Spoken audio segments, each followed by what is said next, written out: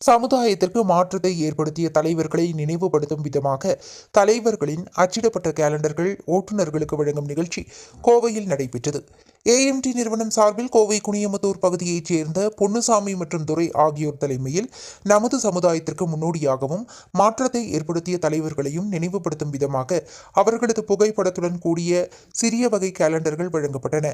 முன்னாள் தலைவர்கள் மற்றும் சமுதாயத்தில் மாற்றத்தை ஏற்படுத்தியவர்களை நினைவு கூறும் வகையில் பொதுமக்கள் விழிப்புணர்வு ஏற்படுத்தும் நோக்கில் கோவை மத்திய ரயில் நிலையம் பகுதியில் உள்ள ஆட்டோ ஓட்டுநர்கள், கார் ஓட்டுநர்கள், கடைகள் மற்றும் பொதுமக்களுக்கு சுமார் 500க்கும் மேற்பட்ட கேலண்டர்கள், இனிப்புகள், நோட்டு புத்தகம் மற்றும் எழுது பொருட்கள் வழங்கப்பட்டன.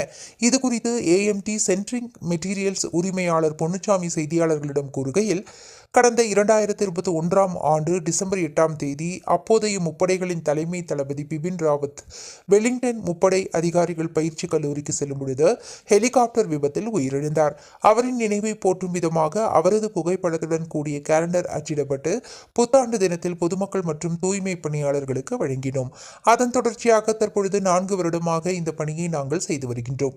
தற்பொழுது மறைந்த முன்னாள் தலைவர்கள் மற்றும் சமூகத்தில் மாற்றத்தை ஏற்படுத்திய வ.உ.சி. சிதம்பரனார், விவேகானந்தர், முத்துராமலிங்க தேவர், காமராஜர், ஏபிஜே அப்துல் கலாம், எம்ஜிஆர், ரத்தன் டாடா, விஜயகாந்த், விவேக், லாரன்ஸ், கேபிஒய் பாலா ஆகியோரின் புகைப்படம் அச்சிடப்பட்ட கேலண்டர்கள் ஆட்டோ மற்றும் கால் டாக்ஸி, கடைகள் மற்றும் பேருந்துகளில் பொதுமக்களுக்கு விழிப்புணர்வு ஏற்படுத்தும் விதமாக கொடுக்கப்பட்டது.